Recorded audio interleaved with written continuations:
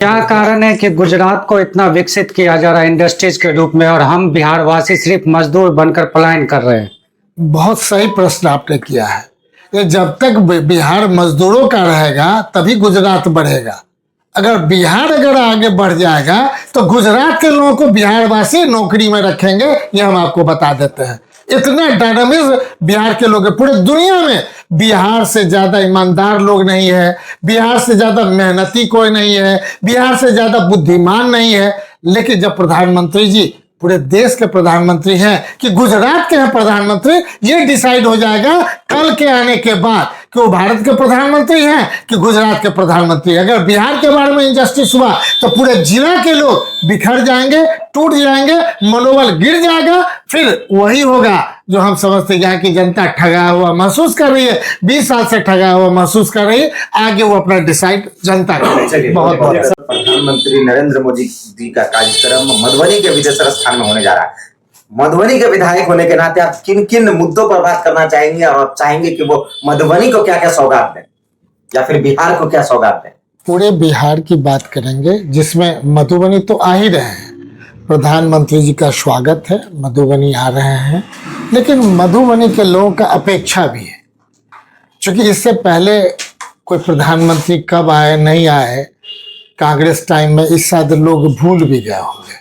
लेकिन सच्चाई ये प्रधानमंत्री लगातार 10 वर्षों में दोबारा आ रहे हैं, इस बात को लोग याद रखे हुए हैं। पिछले बार जब आए थे तो उन्हीं की बात हम कहेंगे।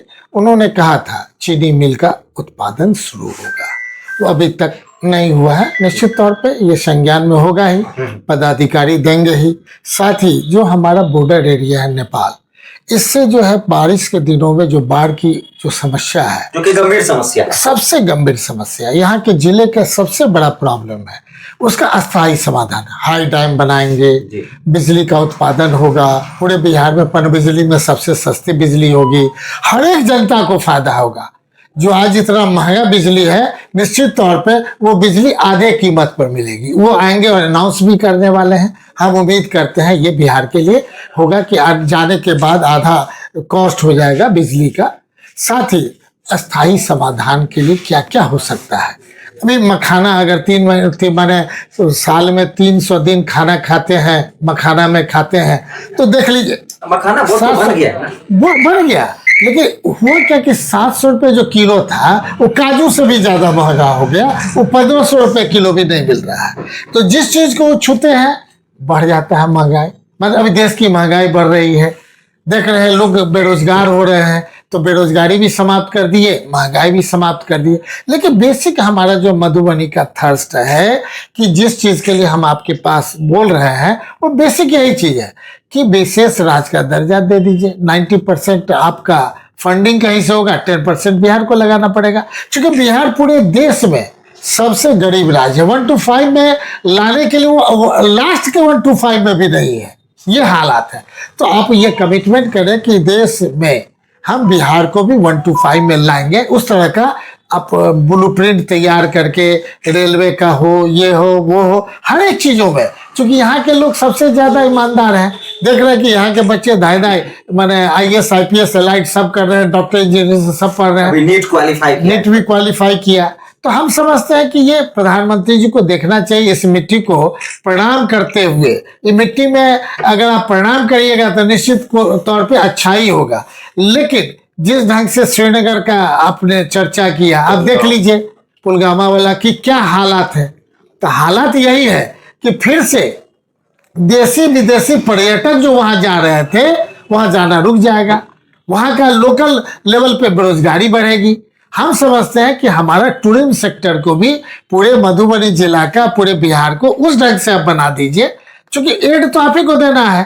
एड आप नहीं दीजिएगा और नहीं देना है कुछ मत दीजिए, विशेष राज्य का दर्जा दे दीजिए, ताकि ये दूसरे जो विशेष राज्य का दर्जा है उसमें नियम है कि 10% उस स्टेट को लगाना पड़ेगा, 90% कहीं से भी फंडिंग करेगा उसको मिल जाएगा, तो बिहार ग्रो कर जाएगा।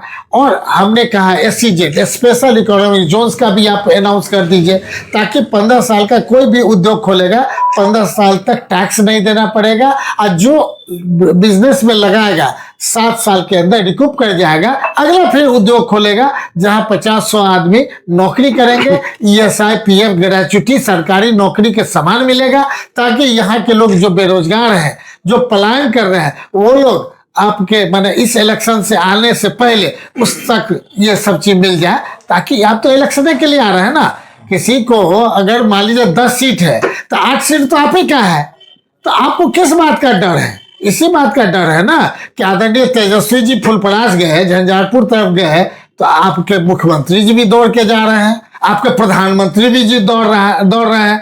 तो कहने को तो नीतीश जी जो गाइडलाइन देते हैं वही धारा को आप लोग भी पकड़ रहे हैं। मिथिला का जो राजनीति का सेंटर झंझारपुर बन गया। इसलिए अंतिम एक ही लाइन हम आपसे कहेंगे कि मधुबनी जिला काफी बड़ा है, इसलिए झंझारपुर को भी एक जिला बना दिया जाए। प्रधानमंत्री जी वो भी अनाउंस कर दे, ताकि हम लोग को भी मधुबनी को एक मेडिकल कॉलेज और एम्स को भी मिलने की संभावना। मधुबनी स्टेडियम का पानी का निकासी हो रहा है, क्या मधुबनी स्टेडियम का निर्माण की प्रक्रिया शुरू हो गई है?